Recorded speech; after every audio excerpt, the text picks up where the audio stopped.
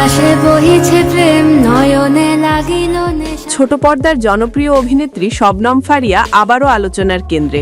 শুরুর দিকে টেলিভিশন বিজ্ঞাপন দিয়ে মিডিয়া জগতে পা রাখাই তারকা 2013 সালে অল টাইম দৌড়ের ওপর নাটকের মাধ্যমে অভিনয় জীবন শুরু করেন। এরপর থেকে একের পর এক জনপ্রিয় নাটক ও টেলিফিল্মে অভিনয় করে জয় করেছেন দর্শক হৃদয়। সম্প্রতি তৃতীয়বারের মতো বিবাহ বন্ধনে আবদ্ধ হয়েছেন ফারিয়া। বিয়ের পর সামাজিক মাধ্যমে আলোচনা সমালোচনার মাঝে এক আবেগঘন পোস্ট দিয়েছেন তিনি। ফারিয়া মন্তব্য করেছেন, একটি সম্পর্ক ভাঙার পর আবার নতুন করে ভালোবাসা, বিশ্বাস ও আস্থা রাখা বিশাল সাহসের ব্যাপার। এর জন্য শক্তি লাগে, লজ্জা নয়। শনিবার 25 অক্টোবর ওই পোস্টে অভিনেত্রী লেখেন, কেউই এই ভেবে বিবাহ বন্ধনে আবদ্ধ হন না যে একদিন এই সম্পর্কের ইতি ঘটবে। ভালোবাসা, ধৈর্য আর আশা নিয়ে আমরা সবাই চেষ্টা করি যেন সম্পর্কটা টিকে থাকে।